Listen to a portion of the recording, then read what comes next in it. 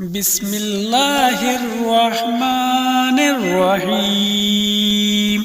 والناذعات غرقا والناشطات نشطا والسابحات صبحا فالسابقات سبقا فالمدبرات أمرا يوم ترجف الراجفة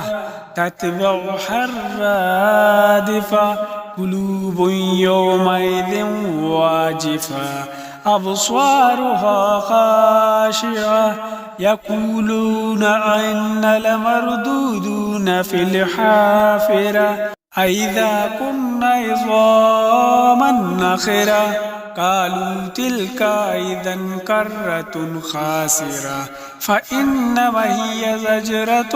واحدة فإذا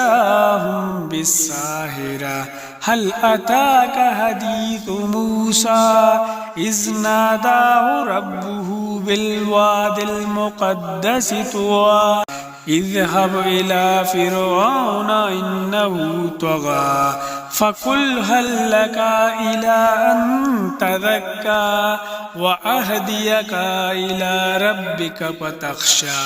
فأراه الآية الكبرى فكذب وعصى ثم أدبر يسعى فحشر فنادى فقال أنا ربكم الأعلى فأخذه الله النكال الآخرة والأولى إن في ذلك لعبرة لمن يخشى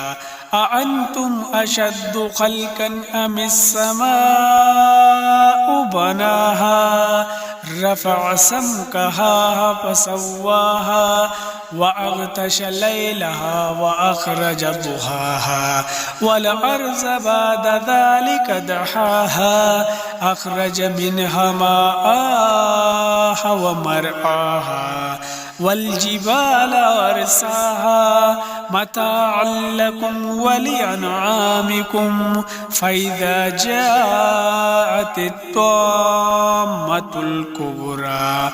يوم يتذكر الإنسان ما سعى وبرزت الجحيم لمن يرى فأما من طغى وآثر الحياة الدنيا فإن الجحيم هي المأوى وأما من خاف مقام ربه ونهى النفس عن الهوى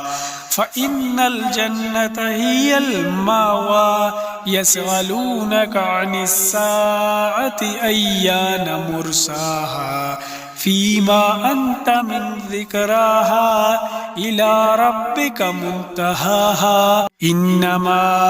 أنت منذر من يخشاها كأنهم يوم يرونها لم يلبثوا إلا عشية أو ضحاها.